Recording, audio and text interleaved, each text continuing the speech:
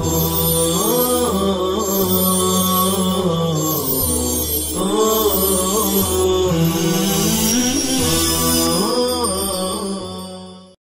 اللہ الرحمن الرحیم الحمد للہ رب العالمین والصلاة والسلام علی سید المرسلین وعلی آلہ واصحابہ ومن تبعہم بإحسان الی یوم الدین۔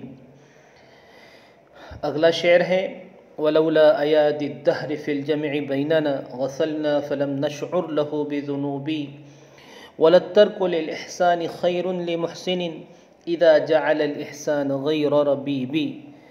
عزیز طلبہ کرام، چونکہ ان دو اشعار کے درمیان معنوی ربط ہے، اس لیے ان کا ترجمہ، ترکیب اور حل لغات ایک ساتھ پیش کیے جاتے ہیں۔ دھیان دیجئے، ایادی یہ ایدی کی جمع ہے اور ایدی یدن کی جمع ہے، مطلب ایادی یدن کی جمع الجمع ہے اور یہ جمع منتہی الجموع ہے، اس لیے کہ اس میں الف جمع کے بعد دو حرف ہے اور پہلا حرف متحرک ہے۔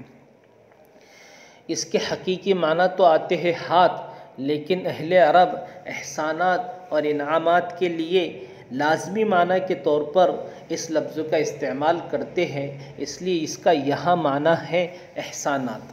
الدہر جمع دہور معنی زمانہ، غفلنا غفل یغفل غفلا وغفلتا اسباب نصرہ، غافل ہونا، غافل رہنا، بے خبر رہنا، لیکن اس کا صلہ عام طور پر عنہ آتا ہے۔ فلم نشعر لہو، شعر یشعر شعورا احساس کرنا، محسوس کرنا، ادراک کرنا، اسباب نصرہ، لیکن اس کا صلہ عام طور پر با آتا ہے۔ کہا جاتا ہے اشعر بالبرد، اشعر بالحرارت، میں گرمی محسوس کر رہا ہوں، اور اسی سے مشاعر ہے معنی احساسات، جذبات۔ ذنوب یہ ذنب کی جمع ہے، اس کے معنی گناہ، کوتاہی، کمی۔ وَلَلتَّرْكُ لِلْإِحْسَانِ خَيْرٌ لِمُحْسِنٍ، احسان اور محسن دونوں اسباب افعال، احسن یحسن احسانا بھلائی کرنا، احسان اسباب افعال اسی سے مشتق ہے۔ اذا جعل الاحسان غیر ربیبی، غیر ربیبی نامکمل، ناتمام، ادھورا۔ ربیب یہ رب یرب ربن اسباب نصرہ سے مشتق ہے، اس کے معنی ہوتے ہیں کسی چیز کو آہستہ آہستہ مکمل کرنا۔ رب العالمین بھی اسی سے ہے اور اسی سے تربیت آتا ہے۔ تربیت کہتے ہیں کسی کو اچھے اخلاق کا عادی بنانا تدریجاً۔ ترجمہ دیکھیے، اگر ہم لوگوں کو اکٹھا کرنے کے حوالے سے زمانے کے احسانات نہ ہوتے، اگر ہم لوگوں کو اکٹھا کرنے کے حوالے سے زمانے کے احسانات نہ ہوتے تو ہم بے خبر رہتے اور ہمیں زمانے کی زیادتی کا احساس تک نہ ہوتا، اور ہمیں زمانے کی زیادتی کا احساس تک نہ ہوتا۔ اور وَلَلتَّرْكُ لِلْإِحْسَانِ خَيْرٌ لِمُحْسِنٍ، اور کسی احسان کرنے والے کے لیے احسان چھوڑ دینا ہی بہتر ہے، احسان نہ کرنا ہی بہتر ہے۔ اذا جعل الاحسان غیر ربیبی، جب وہ احسان نامکمل کرے۔ اشعار کی ترکیب بھی دیکھیے، ولولا ایادی الدہر فی الجمع بیننا، یہ جزا شرط ہے اور غفلنا اس کی جزا ہے۔ فلم نشعر لہ بذنوبی، یہ غفلنا پر عطف ہے۔ وَلَلتَّرْكُ لِلْإِحْسَانِ، لِلْإِحْسَانِ یہ ترک سے متعلق ہے، اس لیے کہ مصدر بھی اپنے فعل ہی کی طرح عمل کرتا ہے اور لام تاکید کا ہے۔ الترک مبتدا، خیرٌ یہ اس کی خبر ہے، للمحسن خیر سے متعلق ہے۔ اذا جعل الاحسان غیر ربیبی یہ ظرف ہے۔ مطلب ان اشعار کا یہ ہے کہ شاعر ان اشعار میں زمانے کی ظلم و زیادتی کو زمانے ہی کے احسانات کے تناظر میں بیان کر رہا، کہ زمانہ ظالم ہوتا ہے لیکن اس کے اس ظلم و زیادتی کا پتہ ہمیں زمانے کے احسانات ہی کی وجہ سے معلوم ہوا۔ اگر زمانے کے احسانات نہ ہوتے تو ہمیں نہیں پتہ چلتا کہ زمانہ بھی ظالم ہوتا ہے۔ یہ زمانے ہی کے احسانات تھے جس کی وجہ سے ہمیں زمانے کے ظالم اور ستمگر ہونے کا پتہ چلا۔ لیکن شاعر اگلے شعر میں زمانے کے طرز احسان پر تنقید کرتے ہوئے کہتا ہے کہ زمانے کا یہ انداز احسان بھی غلط ہے۔ اگر زمانے کو احسان کرنا ہی تھا تو وہ مکمل احسان کرتا، ادھورا احسان کرنا یہ احسان کرنے کا صحیح ڈھنگ نہیں ہے۔ ایسے نامکمل احسان کرنے سے تو بہتر ہے کہ احسان ہی نہ کیا جائے۔ یعنی زمانے نے ہم محب اور محبین اور محبوب کو اکٹھا رہنے کا موقع فراہم کیا، پھر ہمارے درمیان سے اچانک یماق کو اٹھا لیا، یہ زمانے کی زیادتی ہے۔ جب موقع فراہم کیا ہی تھا تو ہمیں ہماری مکمل زندگی جینے دیتا۔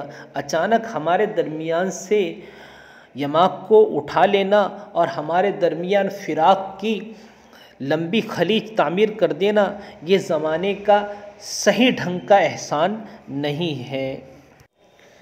اگلا شعر ہے وَإِنَّ الَّذِي أَمْسَتْ نِزَارٌ عَبِيدَهُ غَنِيٌّ عَنْ اسْتِعْبَادِهِ لِغَرِيبِ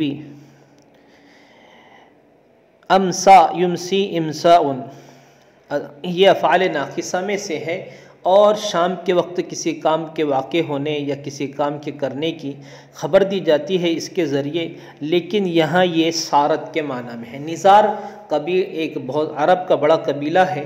عبید عبدن کی جمع ہے، اس کے معنی غلام۔ عبد کی جمع اگر عبید آئے تو اس کے معنی ہوتے غلام، اور عباد آئے تو اس کے معنی ہوتے بندے۔ عباد اللہ الصالحون، اللہ کے نیک بندے۔ غنی غنی یغنا غنن، بے نیاز ہونا، کسی کی ضرورت نہ ہونا۔ استعباد یہ اسباب استفعال، اس کے معنی ہے کسی کو غلام بنانا۔ قرآن کریم نے یہ لفظ و اسباب تفعیل استعمال کیا ہے۔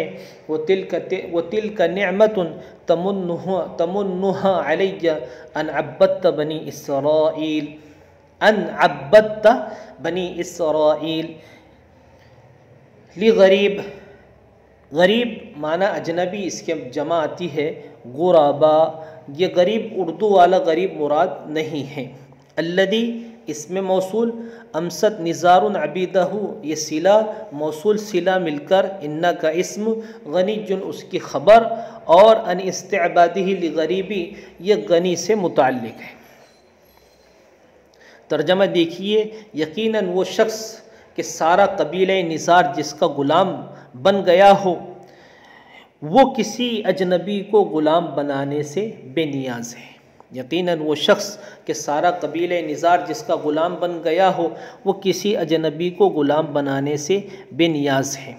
شاعر اس شعر میں سیف الدولہ کی طرف سے دفاع کرتے ہوئے کہتا ہے کہ کوئی سیف الدولہ پر یہ طنز نہ کرے کہ اتنا بڑا بادشاہ ہو کر ایک زر خرید غلام کی وفات پر اتنا افسوس کر رہا ہے، تو یہ افسوس غلام ہونے کی وجہ سے نہیں ہے، بلکہ یماق سیف الدولہ کا چہیتا غلام تھا، سیف الدولہ کا محبوب تھا، تو محبوب ہونے کی وجہ سے یہ افسوس ہے، غلام ہونے کی وجہ سے افسوس نہیں ہے۔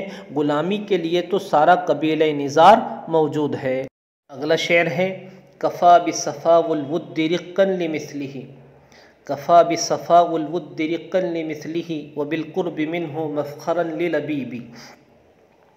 کفا یکفی کفایتاً، اسباب ضربہ کافی ہونا، صفاء اسباب نصرہ صاف ہونا، خالص ہونا، الود ود یود ودن و مودتاً اسباب سمیع محبت کرنا۔ قرآن نے یہ دونوں مصدر استعمال کیے ہیں، وجعل بینہم مودۃ ورحمہ، اور دوسرا لفظ استعمال کیا ہے ان الذین آمنوا وعملوا الصالحات سیجعل لهم الرحمن ودا۔